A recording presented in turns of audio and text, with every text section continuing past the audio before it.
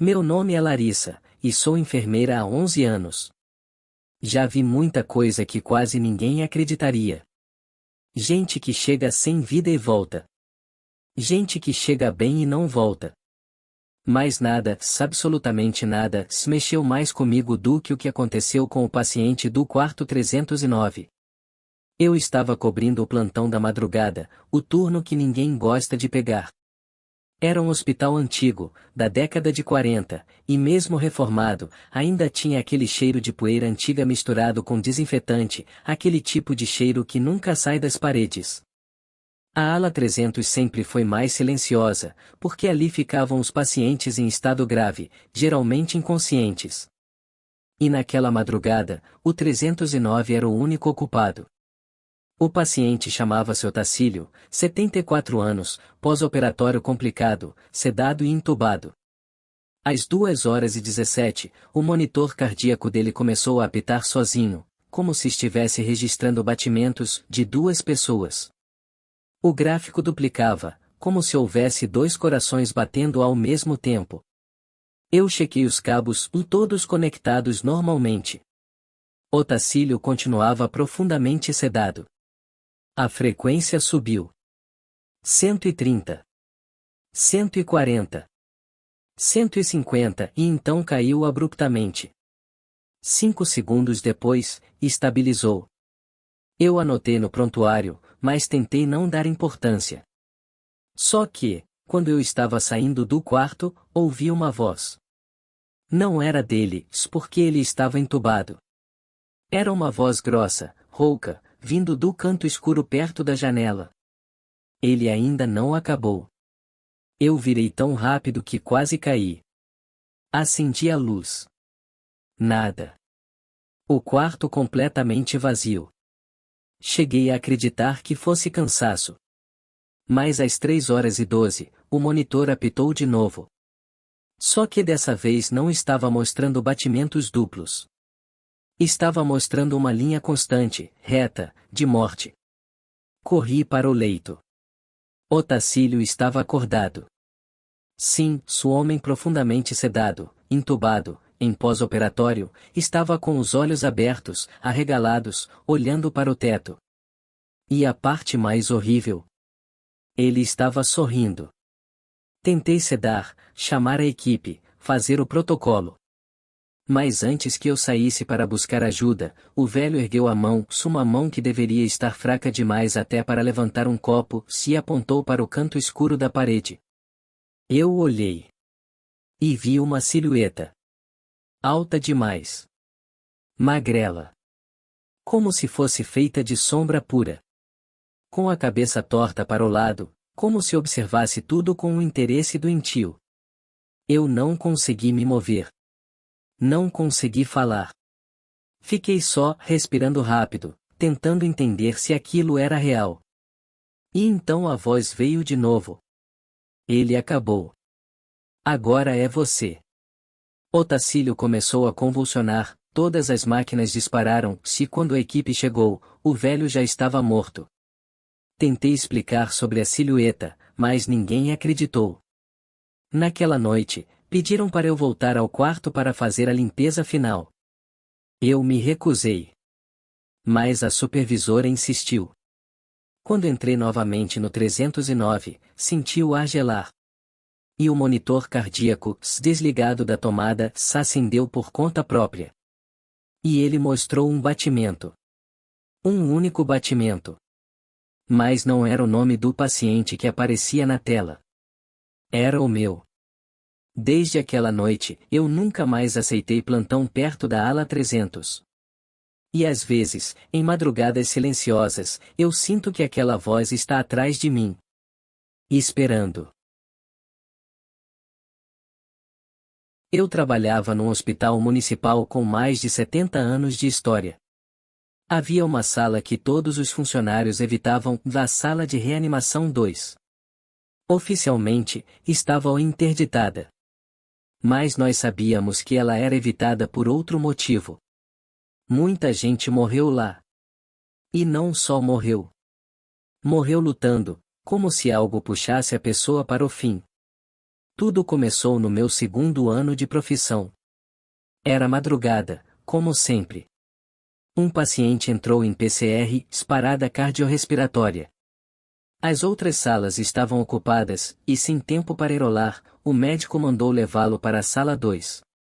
Eu congelei na hora. Doutor, essa sala está sem tempo, Larissa. Leva. Obedeci. Quando empurrei o paciente para dentro, o ar ficou espesso. A temperatura caiu. A luz piscou 2 vezes. E assim que começamos a reanimação, a porta se fechou sozinha. Não com o vento. Não suavemente. Ela bateu com força, como se alguém tivesse empurrado por dentro. Tentamos abrir, mas a maçaneta simplesmente travou. A chave girava e não destravava. O paciente começou a convulsionar sem motivo, era uma parada, não convulsão. O monitor mostrava arritmias impossíveis, códigos que nem pertenciam ao equipamento. Parecia que 2 frequências cardíacas diferentes disputavam pelo corpo dele. Eu juro por tudo, que havia sombras andando atrás das cortinas. Não sombras normais. Essas tinham movimento próprio, como se fossem pessoas. Durante as compressões, uma enfermeira ao meu lado gritou. Alguém pegou o meu pé. E caiu no chão, como se tivessem puxado. O médico gritava para mantermos o protocolo. Eu tentava, mas senti uma mão fria segurando meu pulso. Eu chutei para trás, derrubei um carrinho de equipamentos e saí correndo para a porta, tentando abri-la. Ela não cedia. Foi só quando o paciente deu o último suspiro que a porta se abriu. Assim. Sozinha. Sem ninguém tocando. Saímos todos. O corpo ficou lá. Na manhã seguinte, a administração colocou papel na porta, interditado, manutenção. Mentira. A sala nunca teve defeito estrutural. Dias depois, voltei lá sozinha, não sei porquê. Talvez para provar que não tinha nada demais. Quando abri a porta, as máquinas desligadas começaram a apitar. E na maca vazia, havia a marca de um corpo. Como se alguém tivesse deitado ali há poucos segundos. O travesseiro ainda estava afundado. E então ouvi uma respiração atrás de mim. Curta. Rápida. Ofegante. Me virei. A sala estava vazia. Desde então, sempre que passo pelo corredor das reanimações, sinto que alguém anda atrás de mim, no mesmo ritmo dos meus passos, mas parando sempre um segundo depois que eu paro. Como se estivesse aprendendo a andar do meu lado. Pouca gente sabe, mas eu trabalhei por 3 anos na ala pediátrica de um hospital antigo. Era o setor mais barulhento, o mais estressante e também o mais triste. Foi lá que conheci o menino Gabriel. Ou melhor, a história do menino Gabriel. Gabriel tinha 6 anos quando foi internado com uma infecção grave. O quadro piorou rápido, e apesar de tudo que fizemos, ele morreu 2 dias depois. A mãe dele implorou para ficar mais alguns minutos com o corpo antes de levarem para o necrotério.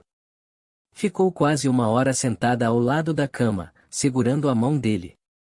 Quando finalmente saiu, ela disse uma frase que nunca esqueci. Ele não quer ir embora. Depois disso, coisas estranhas começaram a acontecer no quarto onde Gabriel ficou. Brinquedos mudavam de lugar. Luzes acendiam sozinhas. Camas rangiam no meio da madrugada. Até que um dia, enquanto eu arrumava o lençol da cama, senti uma mão pequena, fria, segurar meu avental. E ouvi. Moça, cadê minha mãe? O som era nítido. Clareza absoluta. Voz de menino. Eu dei um passo para trás e quase derrubei a bandeja. O quarto estava vazio. Fiquei tão assustada que chamei outra enfermeira. Ela me olhou com pena.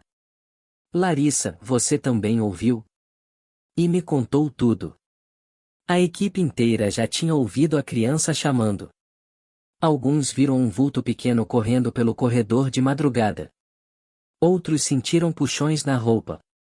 Uma técnica, certa vez, ouviu um choro atrás da cortina, quando puxou, não havia ninguém. O caso pior aconteceu comigo 3 semanas depois. Era 3 horas da manhã. Eu estava preenchendo o prontuário sozinha na sala de enfermagem. A porta estava entreaberta. E do corredor, ouvi passos pequenos.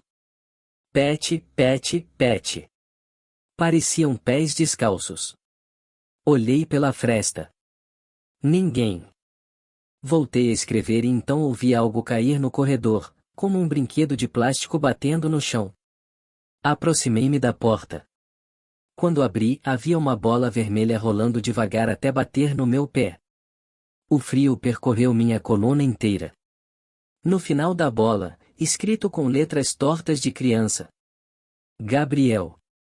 Eu quis chorar, gritar, correr, mas minhas pernas não respondiam. E então ouvi a voz de novo. Atrás de mim. Perto da minha nuca. Posso brincar mais um pouco? Tranquei a sala, sentei no chão e chorei até o dia clarear. Pedi transferência de setor. Nunca mais pisei na pediatria.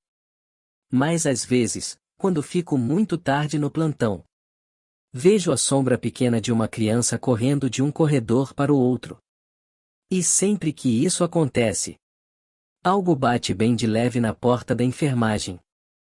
Como se fosse uma mãozinha pedindo para entrar. Se gostou do vídeo, deixe seu like para ajudar e se inscreva para mais relatos de assustadores de hospitais.